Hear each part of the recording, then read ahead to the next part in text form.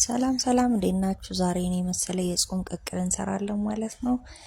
የሚያስፈልገን ግብአቶች እዚህ ጋር እንደምታዩ ቦሎቄ፣ ቃሪያ፣ በቁመት የተከተፈ ካሮት፣ የተፈጨ ነጭ ሽንኩርት፣ ቀይ ሽንኩርት እና ቲማቲም ናቸው እና እነዚህን ግብአቶች ተጠቅመን የሚጣፍጥ የጾም ቅቅል እንሰራለን ማለት ነው።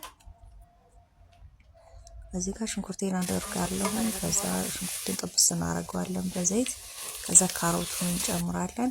ካሮቱንም በደንብ ጥብስ አድርገን ከረግን በኋላ ቦሎቄውን ጥብ አድርገን በሌላ በኩል እንጥደዋለን ማለት ነው። ይሄ እስኪቁላላልን ድረስ ቦሎቄ ይበስላል።